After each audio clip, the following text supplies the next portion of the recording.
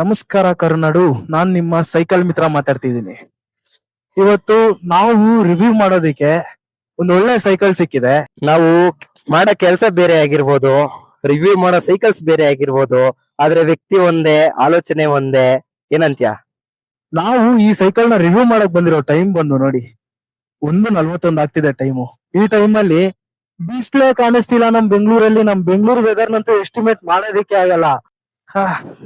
ಮತ್ತೆ ನಮ್ ಕೆಲ್ಸ ಶುರು ಹಚ್ಕೊಳ್ಳೋಣವಾ?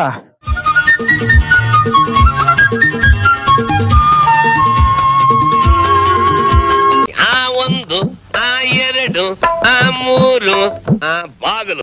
ಎರಡನೇ ವೀಲು ಶುರು ಹಚ್ಕೊಂಡೆ ಗುರು. ಇಷ್ಟು ದಿವಸ ಬರೀ ಗೇರ್ ಸೈಕಲ್ ಮಾಡ್ತಿದ್ದೆ. ಇವತ್ತು ಒಂದು ಗೇರ್ಲೆಸ್ ಸೈಕಲ್ ಅಂದ್ರೆ ಸಿಂಗಲ್ ಸ್ಪೀಡ್ ಸೈಕಲ್ ನ ಮಾಡ್ತಿದ್ದೀನಿ. ಆ ಸೈಕಲ್ ಬಂದು ನಮ್ಮ ಜಿಯೋಮೆನ್ ಸೈಕಲ್. ಏನ್ ಖರಾಬು ಕಾಣಿಸ್ತಿದೆ ನೋಡಿ ಸೈಕಲ್ ಮಾತ್ರ. ರೆಡ್ ಬುಲ್ ತರ ಇದೆ ಗುರು ನೋಡೋದಿಕ್ಕೆ.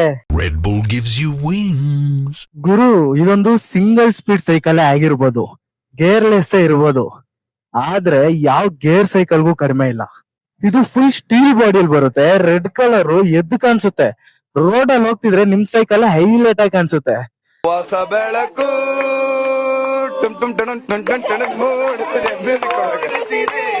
ಮತ್ತೆ ಇದಕ್ಕೂ ಅಷ್ಟೇ ಸಿಂಗಲ್ ಸ್ಪೀಡ್ ಅನ್ಬಿಟ್ಟು ಎಲ್ಲೂ ಕಾಂಪ್ರಮೈಸ್ ಆಗಿಲ್ಲ. ಎರಡು ಕಡೆನೂ ಡಿಸ್ಕ್ ಬ್ರೇಕ್ ಕೊಟ್ಟಿದ್ದಾರೆ ನಿಮ್ಗೆ.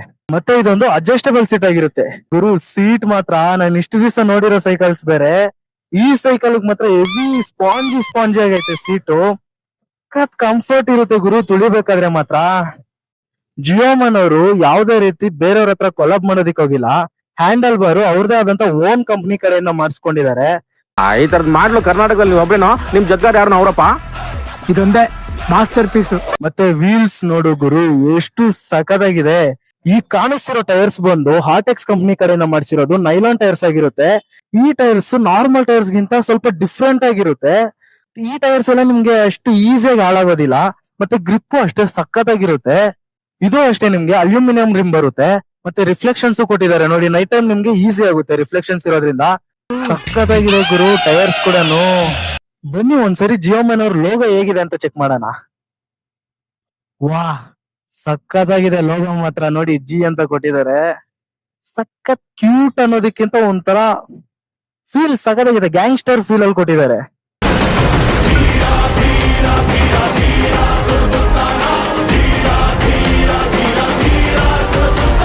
ಈ ಸೈಕಲ್ ನಲ್ಲಿ ನಿಮ್ಗೆ ಇನ್ನೊಂದು ಅಡ್ವಾಂಟೇಜ್ ಏನಂದ್ರೆ ಇನ್ಬಿಲ್ಟ್ ಮಡ್ಗಾರ್ಡ್ಸ್ ಕೊಟ್ಟಿದ್ದಾರೆ. ಸೊ ನೀವು ಮಡ್ಗಾರ್ಡ್ಸ್ ನ ಸಪರೇಟ್ ಆಗಿ ಪರ್ಚೇಸ್ ಮಾಡೋದೇನಿರೋದಿಲ್ಲ. ನೋಡು ಗುರು, ಮಡ್ಗಾರ್ಡ್ ಮೇಲೆ ಜಿಯೋಮನ್ ಅನ್ಬಿಟ್ಟು ಈಗಲ್ದು ಕೊಟ್ಟಿದ್ದಾರೆ.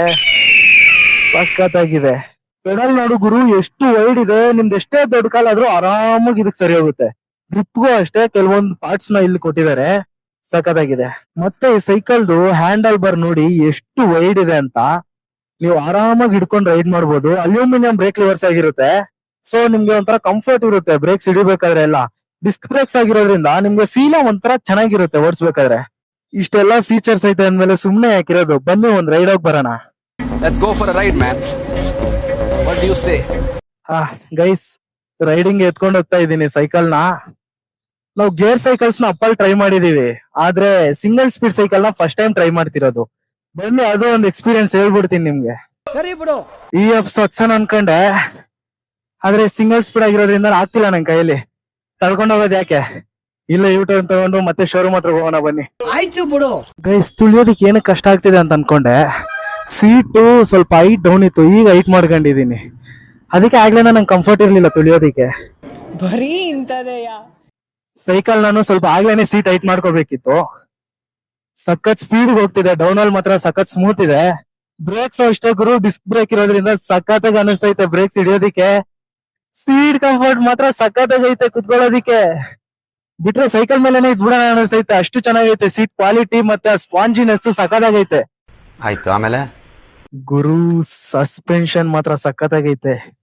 ಇದೊಂದು 80 mm ಸಸ್ಪೆನ್ಷನ್ ಆಗಿರೋದ್ರಿಂದ ಬ್ರೇಕ್ ಹಿಡಿದಾಗ ಫ್ರಂಟ್ ಬ್ರೇಕ್ ಅಥವಾ ಯಾವ್ದಾದ್ರು ನಿಮ್ಗೆ ಸ್ಪೀಡ್ ಬ್ರೇಕರ್ಸ್ ಆತರ ಬಂದಾಗ ಸಖತ್ತಾಗಿ ವರ್ಕ್ ಆಗ್ತೈತೆ ಸಸ್ಪೆನ್ಷನ್ ಮಾತ್ರ. ಸೈಕಲ್ ಮಾತ್ರ ಚಿಂದಿ ಗುರು. ನಮ್ ಫ್ರೆಂಡ್ಸ್ ಯಾವಾಗೂ ಒಂದ್ ಮಾತು ಹೇಳೋರು, ಕಷ್ಟ ಪಡದೆ ಶ್ರೇಷ್ಠವನ್ನು ಬಯಸಿದವನು ಮೂರ್ಖ ಅಂತ. ಕಷ್ಟ ಪಟ್ರೇನೆ ಅಲ್ವಾ ಗುರು ನಿಮ್ಗೆ ಶ್ರೇಷ್ಠ ಸಿಗೋದು. ಅಪ್ಪಿ, ಇದು ಯಾವ್ದೋ flash back rebel star Ambareesh ಹಳೇದು, ಅಕ್ಕಿಲ್ಲ ಬೆಳೆ ಇಲ್ಲ ಚಕ್ರವ್ಯೂಹ ಕತೆ ಇದ್ದಂಗಿದೆಯಲ್ಲಪ್ಪಿ. ನಮ್ ಜೀವನದಲ್ಲಿ ಆಸೆ ಇರ್ಬೇಕು, ಆದ್ರೆ ಅತಿ ಆಸೆ ಇರಬಾರ್ದು.